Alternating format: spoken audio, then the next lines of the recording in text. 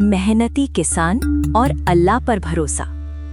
ये कहानी भारत के एक छोटे से गांव सुंदरपुर की है। इस गांव में रशीद नाम का एक किसान अपनी पत्नी अमीना के साथ रहता था। रशीद बहुत ही मेहनती, ईमानदार और अल्लाह पर पूरा भरोसा रखने वाला इंसान था। उसकी पत्नी अमीना हर काम में उसका साथ देती थी। दोनों मिलकर खेती बाड़ी करते थे और हर सुबह फज्र की नमाज के बाद अल्लाह का शुक्र अदा करके खेतों की ओर निकल जाते थे। रशीद का मानना था कि खेती केवल काम नहीं बल्कि इबादत है।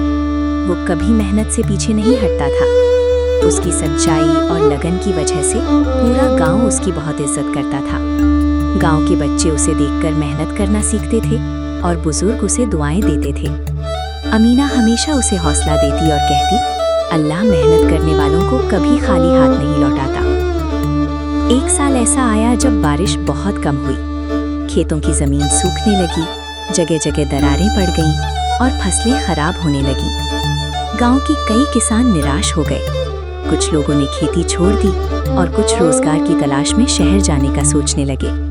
पूरे गांव में चिंता और मायूसी फैल गई। लेकिन रशीद ने हिम्मत नहीं हारी। उसने कहा, बारिश अल्लाह के हाथ में है, लेकिन मेहनत हमारे हाथ में है। बारिश न होने के बावजूद रशीद और अमीना सुबह से शाम तक खेतों में लगे रहे। वे दूर से पानी लाते, मिट्टी को फिर से जोतते और फसलों की पूरी देखभाल करते।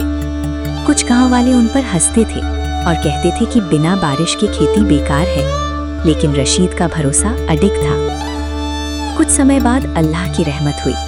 हल्की हल्की बारिश होने लगी और रशीद की मेहनत रंग लाई। जहां बाकी खेत सूखे और कमजोर थे, वहीं रशीद के खेत हरे भरे हो गए। फसलें ऊंची, मजबूत और दानों से भरपूर हो गईं। जब कटाई का समय आया तो पूरा गांव हैरान रह गया। रशीद की फसल बहुत अच्छी हुई।